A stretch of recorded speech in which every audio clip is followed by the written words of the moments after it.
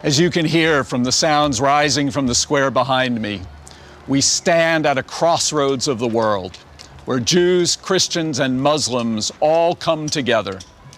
We stand overlooking the southwest corner of what Jews call the Temple Mount, or Har HaBayit, what Muslims call the noble sanctuary, Al-Haram Al-Sharif.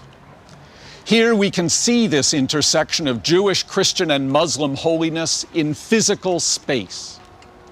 Behind me, just past the park area with its awnings, are steps where archaeologists tell us that Jesus walked as he entered the temple. Above those, you can see the silver dome of a mosque where Muslims believe Muhammad visited. Just below those further on is the Western Wall, for Jews the iconic remnant of God's temple on earth. Part of our challenge is to understand the ways in which this intersection shows coexistence, the ways in which the intersection brings conflict, and the ways in which people walk their paths to each holy place without noticing one another. We'll begin our visit to these places by moving down to the Jesus steps. This southwest corner of the Temple Mount is really the focal point for so much that we're talking about. And to be in the midst of these Herodian ruins, this site that dates from the 1st century, a time that is particularly significant to Christians because of the life of Jesus, a time that's particularly significant to Jews because this is when and where the temple stood, and the place from which, in the late 1st century, the Jewish community was dispersed. So to be here at a place where we're in touch with what happened 2,000 years ago is very distinctive in Jerusalem. So much of the city has become covered over, even from the 4th and 5th centuries. The Christian sites have had churches built over them, and you can't really get the sense of what it was like when Jesus lived here in the days of the temple. But here, with these excavations in the last 20 years, we've discovered something different. We've discovered a place where we can really touch the ground of the 1st century in a very significant way.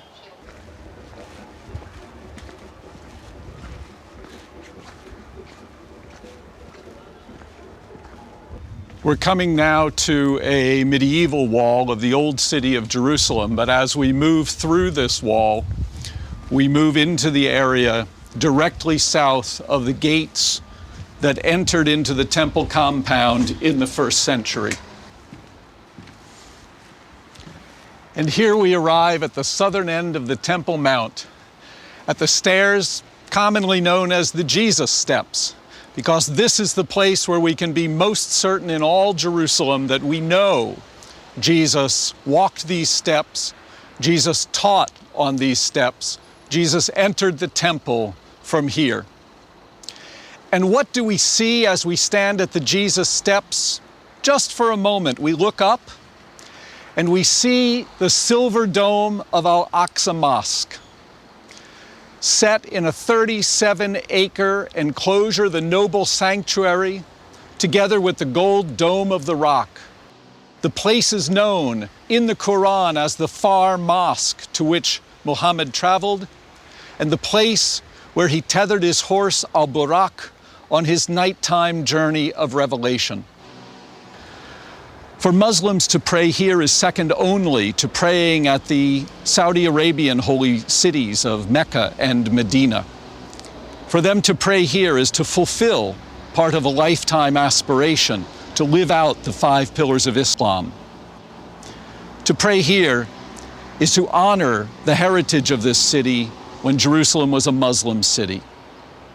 And Al-Aqsa stands above the wall of Herod's temple compound, above the steps where Jesus taught, showing us how in this very place one tradition lies on top of another, each of them occupying the same space, each with its own sense of holiness. Let's continue. Come with me as we now explore the Jesus steps.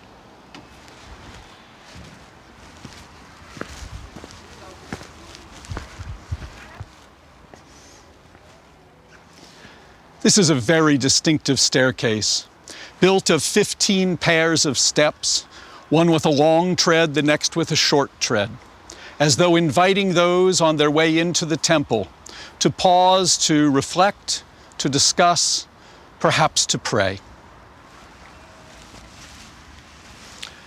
As we pause for a moment on the steps, we reflect on what this place means for Christians today. Because archaeologically, this is the most certain place in Jerusalem where we know Jesus walked. The opportunity to walk in the footsteps of Jesus is what has given Jerusalem its holiness through the centuries.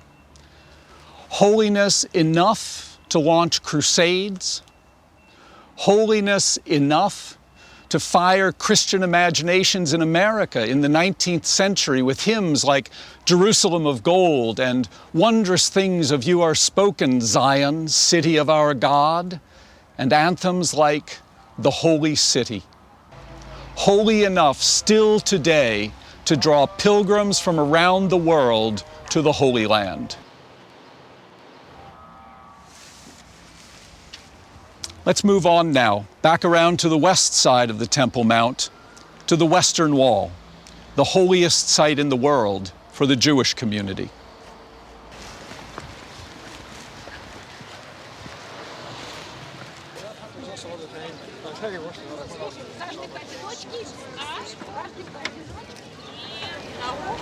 We've come to the west side of the Temple Mount and the enormous limestone blocks behind me that support it.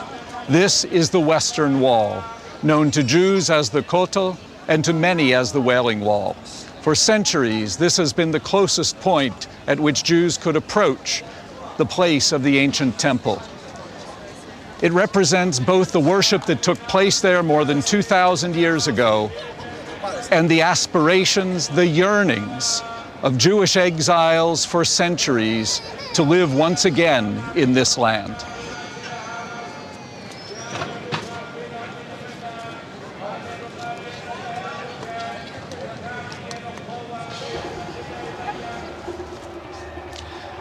So we have seen the sites of three religious communities, each diverse in its own ways, and yet even more divergent from one another.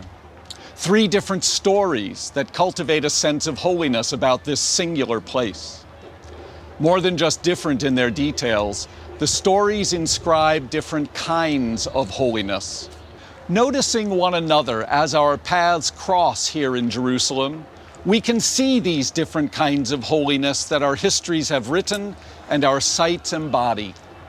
We pay close attention to the differences because we want to honor one another's self-understanding. And out of these different understandings of holiness, Jerusalem creates a complicated, diverse mix of people. Too often, the differences in holiness are used to create divisions between the people. But people are not more or less holy because of their religious heritage. People are holy because God has created them. Indeed, in each of the traditions, there are those for whom it's neither buildings nor sites, neither historical events nor memories, neither symbols nor sanctuaries, but people who make Jerusalem holy. In a moment, you will read about the holiness of people in a poem that features one of Jerusalem's 7 open gates. Here we exit New Gate, which opens from the Christian quarter of the Old City into modern Jerusalem on Paratrooper Road. From this vantage point, we can also see the many layers of Jerusalem, walking under the medieval walls and being met by a symbol of our modern world, an urban light rail transit car gliding by. It's coming from energetic, Western, predominantly Jewish Jerusalem, and will continue its journey eastward down the hill to the traditionally Arab side, East Jerusalem, with its vibrant Palestinian culture. The trains carry people to and from East and West Jerusalem. They're used by all the people of the city, symbolizing a journey to coexistence for which many hope.